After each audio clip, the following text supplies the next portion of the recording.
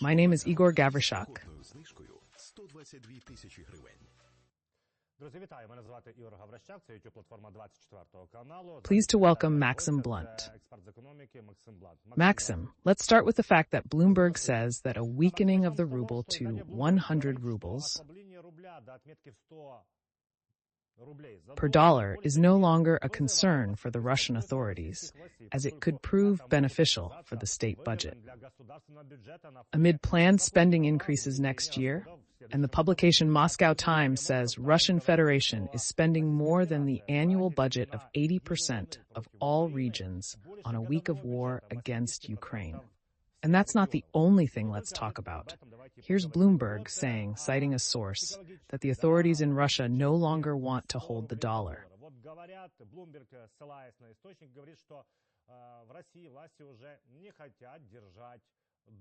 What's more, it will be profitable. Is that true? Well, it has always been profitable, last year, this year, and 10 years ago. The higher the oil price, the better for the budget. The worse, of course, for the central bank, because a weak ruble means additional inflationary pressure. From the point of view of the budget, yes, of course. But it should be understood that the purchasing power of the ruble is also decreasing.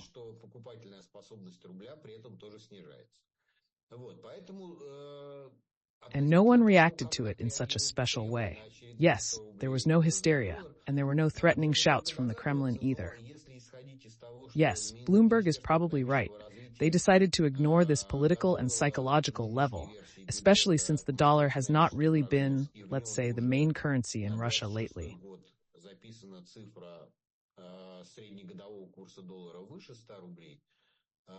The main one is the yuan. It is unusual. The yuan exchange rate is not monitored by many people, mostly those who are connected with finance or foreign trade. For the bulk of the population, the dollar is a marker anyway. But by and large, I think that they will just try to wash the dollar rate out of the information space somehow. Yes, well, they will simply not mention what the dollar exchange rate is now.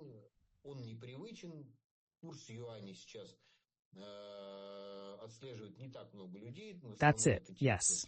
Maxim, explain it to me, because I have lived my whole life, and I know.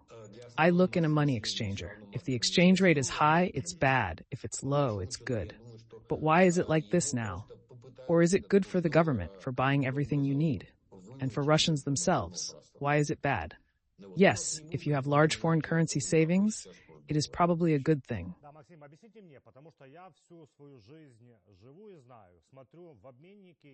Well, it probably works. If you are Igor Ivanovich Sechin and you trade oil for foreign currency, and your company's expenses are in rubles, and you pay your wages in rubles, then the exchange rate of the dollar or the yuan or any other currency is good for you too. Well, or if you are a Mardoshov, you trade in steel or something else among major exporters and trade something abroad. If you are in the business of importing cars, you are no longer very happy. If you live in a country where the currency is weakening, but you have a currency salary, you are fine. If you have a ruble salary, you are bad. So there is no single rule here. The bulk of the population, of course, suffers, because a weak ruble means expensive imports, and imports are now quite a key thing for Russia to meet the needs of the population.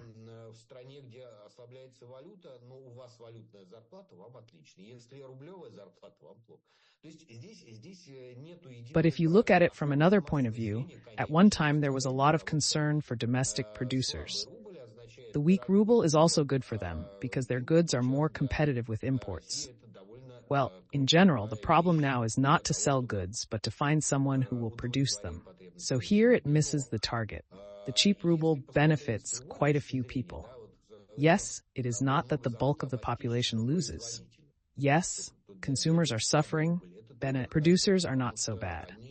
If you think back to 1998, the fourfold devaluation that followed the default and the devaluation of the ruble was largely the basis for the subsequent multi-year growth of the Russian economy.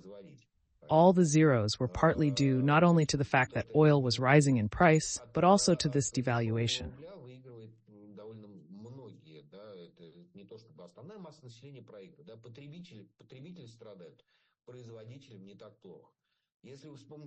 At the expense of hitting the population, the country's economy was doing quite well.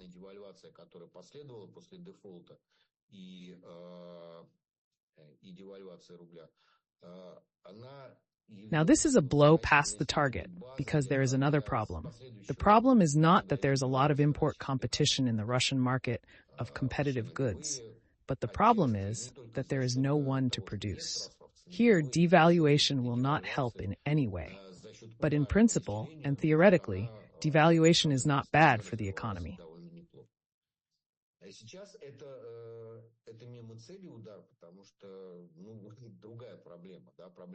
Maxim, I was also thinking about how much Russia is spending on the war in Ukraine. Now I'm going to give you some figures, and you can tell me whether these are just figures and nothing to worry about, or whether they have serious consequences. Here, in 80% of the regions, more is spent on the war in Ukraine per week than on a year in these regions. Цифры, а вы мне скажете, это просто цифры и ничего страшного, или это серьезные последствия?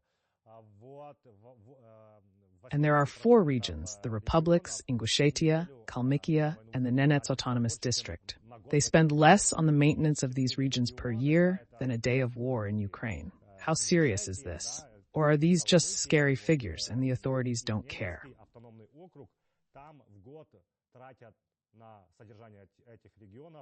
Меньше, чем день войны в Украине. Насколько это серьезно, или это просто страшные цифры? Speaking of the regions, how are they reacting to this?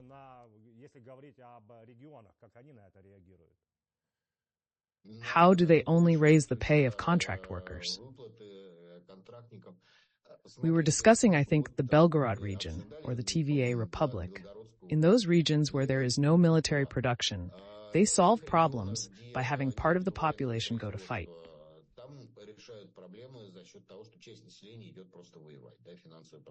Yes, financial problems are solved in this way. It improves the statistics, money appears in the region, which somehow starts to be spent in a market way. As for the growth in military spending, I wouldn't overestimate it.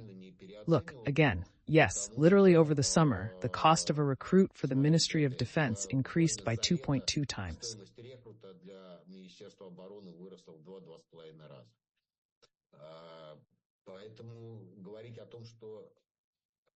Therefore, there is no reason to say that the increase in military expenditures next year will lead to any serious cardinal change in the quantity or quality of armaments of those troops that are fighting. Yes, rubles are depreciating not only for the population, but also for the state.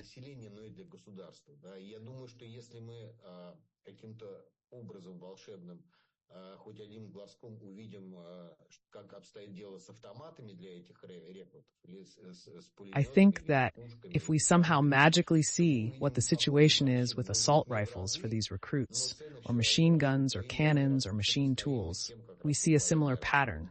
Maybe not by a factor of 1, but prices are still going up, and they're going up comparable to the way military spending is going up. The fact that the regions are suffering is not news to anyone.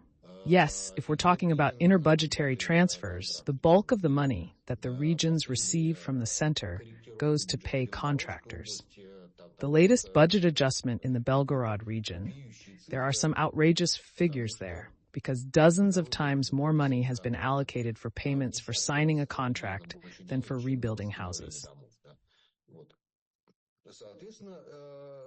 Да, инфраструктура разрушается. Те регионы, которые могут хоть как-то худо-бедно себя обеспечивать, они обеспечивают себя сами. Там Татарстан, а те, у кого еще есть и какой-то... Accordingly, yes, the infrastructure is being destroyed. Those regions that can somehow, even if poorly, provide for themselves, such as Tatarstan. And those who still have some military production live relatively well, while the bulk of the regions with no military production or agricultural regions are now in a very unpleasant situation. Because the weather is also changing. The stratification is changing. Yes, if before the regions without oil were poor, now the regions without military production are getting poorer. By the way, Maxim, we remembered about oil. The Saudi princes and Ben Salman threatened to collapse oil and refused to go to Putin at the BRICS summit, because he received an invitation on October 22-24 in Kazan. We know that there will be a BRICS summit, refused, by the way, Kazakhstan. Tokayev, we will also remember.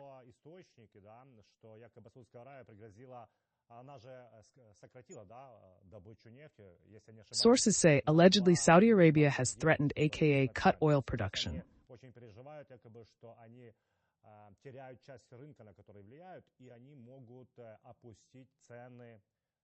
If I'm not mistaken, 2 million barrels a day to keep prices down.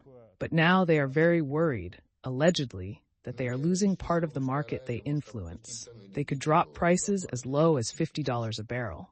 How realistic is that? How likely is this development to happen?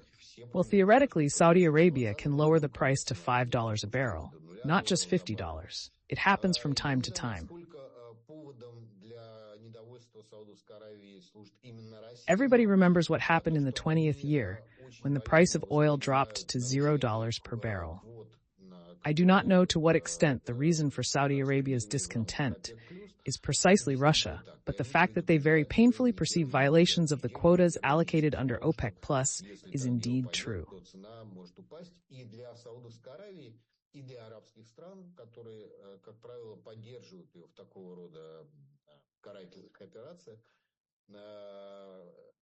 They have been warning for weeks and months that if this goes on, the price could fall for Saudi Arabia and for the Arab countries that usually support it in these kinds of punitive operations. The fall of this price is not critical for Russia. It is critical because Saudi Arabia, unlike Russia, has reserves, yes, currency reserves, financial reserves, and Russia has none left after the war started.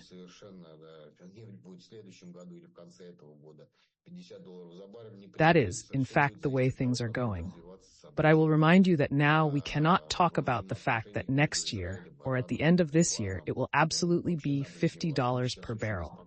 Everything will depend on how events will develop in the relationship between Israel, Iran, Lebanon. In general, the Middle East is very turbulent at the moment, and Iran is quite capable of destabilizing the oil market. Maybe not for long, but if some nonsense starts in the Strait of Hormuz, the price could be not $50, but even $100 per barrel. Yes, not for a long time, but it can happen. So now we can guess on the coffee grounds as much as we want what the oil price will be. It will still be different. But you are right. If the price falls, Russia has no reserves of strength. This does not mean that the Russian economy will collapse and Putin will run to give up. No, it doesn't mean that Russian soldiers will have fewer weapons. It means that Russians will just eat bread without butter. When it comes to Russian Federation's shadow fleet, the Financial Times reports that Moscow's capacity to transport oil on old, uninsured vessels has grown by 70% since 2023. Maxim, please tell me, how can you fight against this? If, of course, it is cutting circles, looking for someone to take it, this fat natural gas from a field that is under sanctions, the Arctic with GHG2, and this also happens. Yes, the only thing that can be done here is targeted work with port infrastructures, with the authorities of those countries that accept these tankers. Threats, bribes, blackmail. How are children brought up?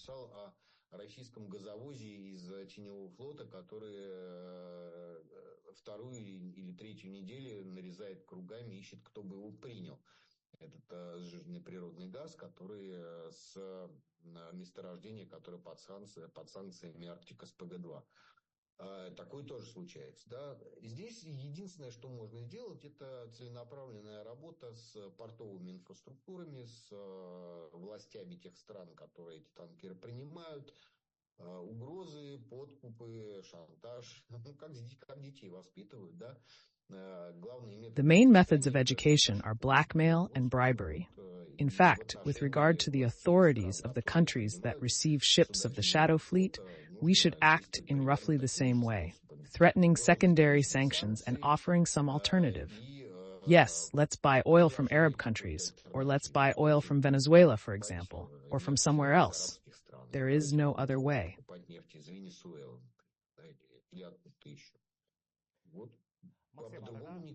Explain the difference between blackmail alone, then? it's pretty hard to get anything accomplished.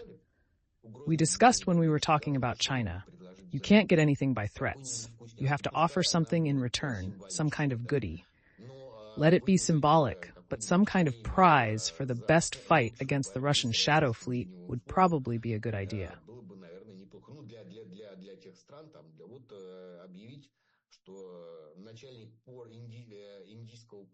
For those countries, you could announce that the Indian port chief, who denies Russian ships from the shadow fleet the most, will get an annual bonus of, 10 bitcoins.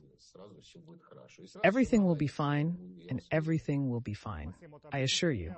Maxim, explain to me, because I never fully understand, what is the difference for Russia, the sanctions and the shadow fleet? They are importing oil, and they are still transporting this oil. What is the difference between the shadow fleet and normal transportation? Normal transportation is possible on a vessel that is insured, and it can be insured only if the contract states that the price of oil is below the ceiling. Russian companies prefer, firstly, they are forbidden by Vladimir Putin's decree to sell prices below the ceiling and to specify this ceiling in the contract at all. And secondly, they want to sell more expensive, so they use the services of a shadow one. So it's very simple.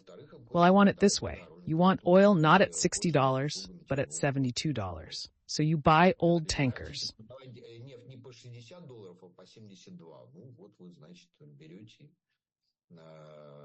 Okay, then what are these sanctions affecting? They complicate the process of buying old tankers, as you must search for them, face potential port refusals, and the risk of sinking. With Chinese or Russian insurance, there may be disputes over coverage, leaving you exposed to risks without proper infrastructure support. Ultimately, it seems money takes precedence over these concerns. Plus, you are also showing valor to the leadership of the country you are doing business in. If, say, Lukoil or any other Russian oil company started signing export contracts stating that they were complying with international sanctions, they would be immediately subject to a Russian crackdown, and that would be it.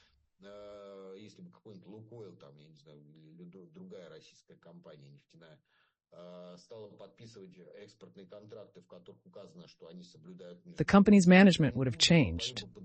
Igor Ivanovich Sechin would have come in, and he would have already transported with that fleet what he does now. That's all.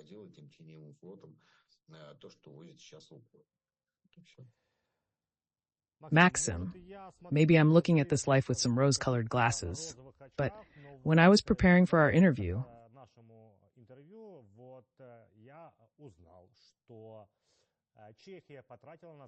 I found out that the Czech Republic spent 5 times more on buying Russian gas and oil than on military aid to Ukraine.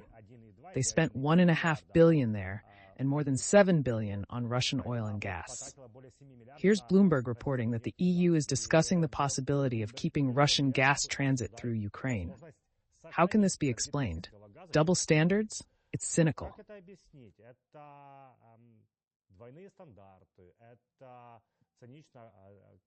Everyone is looking for their own benefit, because paying more for oil and gas than you help the country, while saying that we are sending shells is strange.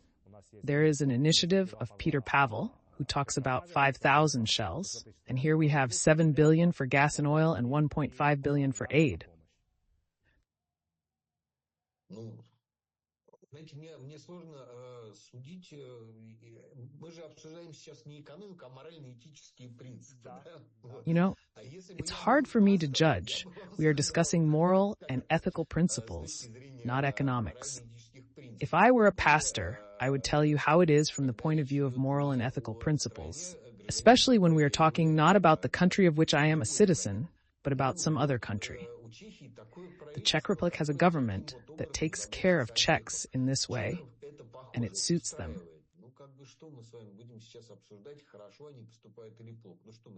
What are we going to discuss now, whether they are doing good or bad? We cannot put them in a corner or say, no, we will not take your shells because they are paid for with Russian oil.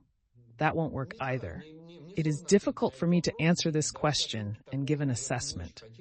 The Czechs will decide for themselves what is more important for them, and we will deal with our own countries.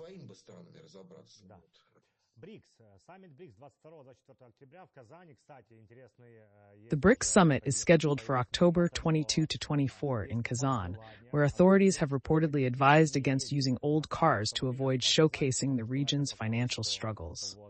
Meanwhile, Russia aims to reduce its dollar dependence post-sanctions, and the BRICS payment system could potentially save billions.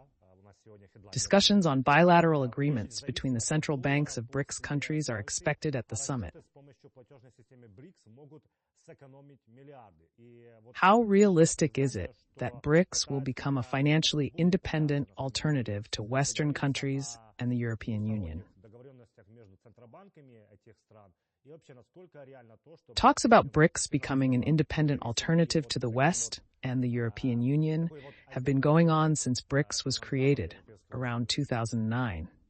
After the 2008 crisis, China, Russia, and some other countries began to talk about the unfairness of the global financial system.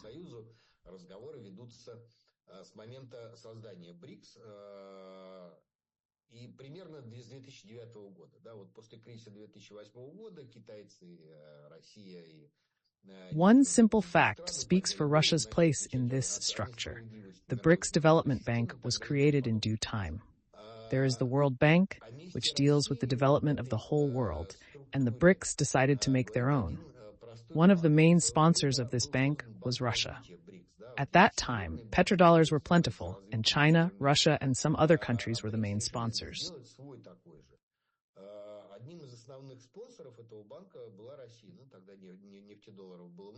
After the outbreak of war and the imposition of international sanctions, the international structure of the BRICS Development Bank terminated all relations with the Russian Federation. Draw conclusions about what they can agree on in Kazan if the main financial structure of BRICS complies with international sanctions.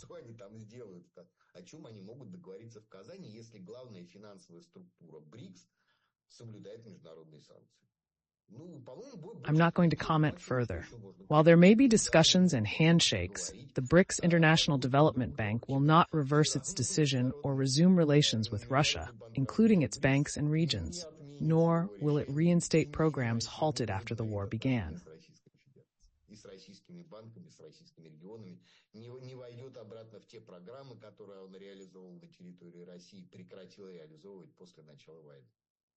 Maxim,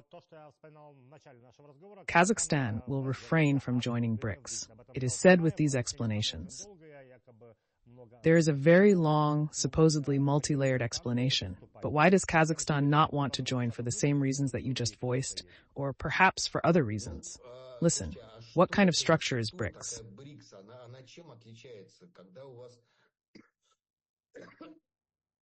Настолько разные и политические, и экономические, и географические страны, как Южная Африка, Бразилия. How is it different when you have such different political, economic, and geographical countries like South Africa, Brazil, and India? You have all sorts of other members that are big but have nothing in common with each other. And India has such a relationship with China that it is strange to see them in the same structure. Очень странно их наблюдать в одной структуре. Изначально БРИКС это потенциальный лидер. Сейчас Россия вообще выбивается из этого. Initially, BRICS was a potential leader, but now Russia is out of this potential as an economic leader because it has failed to live up to expectations. Instead of modernization, it got something incomprehensible, a dictatorship with technological degradation. China is still regarded as a potential leader. India, perhaps, too. And Brazil has also largely lost its potential.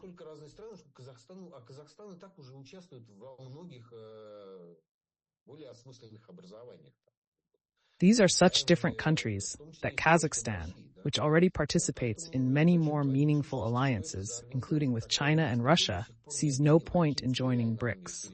Why breed entities? What kind of organization is BRICS? No one has yet explained what its goals are. It is also completely unclear what they want and what they are trying to achieve.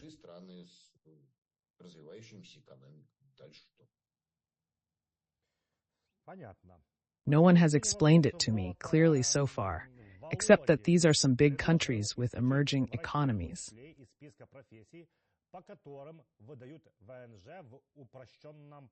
Russia lacks workers in these professions. Я так понимаю, если я правильно понимаю, это опять атака на мигрантов. Well, look, doctors, physicians, I don't know, teachers in Russia. There will be much less need for teachers in Russia in the foreseeable future, because women don't give birth. Yes, if there are no children, there is no need for teachers. Everything is quite reasonable and logical here. Why would Russia need so many teachers, or kindergarten teachers, if there are no children? With doctors, things are a little different, because when there is a war in the country, even without a war, when your population is aging at such a rate, then, in general, doctors are not superfluous. It's a rather strange approach. When we fight migrants, we rely on our own strength.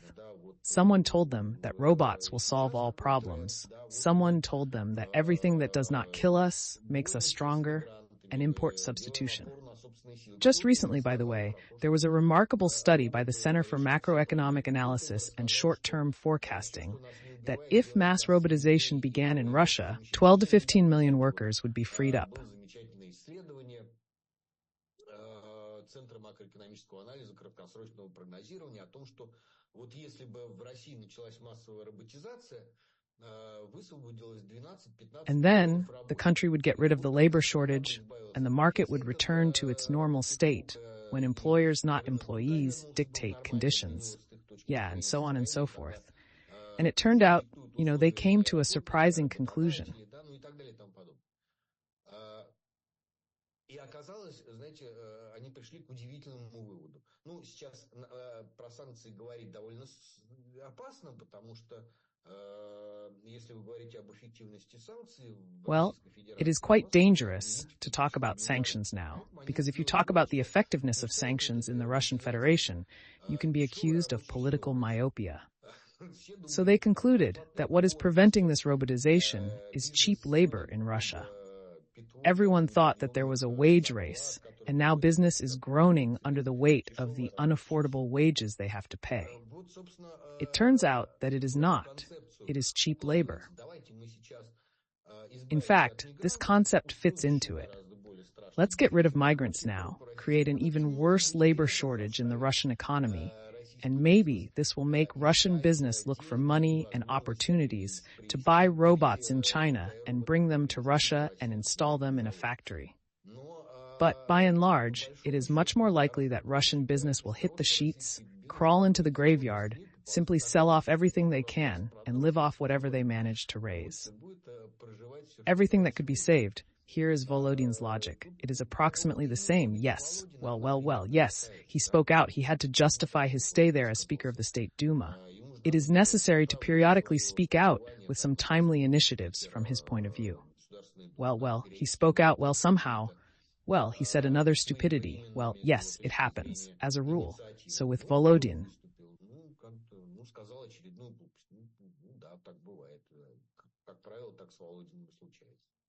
Maxim, thank you very much for this conversation. Let Volodin say that regularly, and you and I will talk about it. You will explain it to me. And yes, Volodin, by the way, at one time proposed to take apartments away from those who ran away like me and give them to war veterans. Well, so far this initiative has not materialized. This too, i.e. Duma initiatives are such a thing. Whatever the Kremlin decides, that's how it will be. Just in case, the ground can be probed. Why not? Maxim, thank you very much for the conversation. Thank you for taking the time to talk about these statements, and decisions, this whole fairy tale world. Thank you very much. Thank you. All right, have a good day and evening. Let me remind our viewers, we had economist Maxim Bland with us. You will traditionally like this video, comment, subscribe, and of course, that's how algorithms work, so share. Мене звати Ігор Гаврищак. З вами побачимось в ефірі 24 каналу.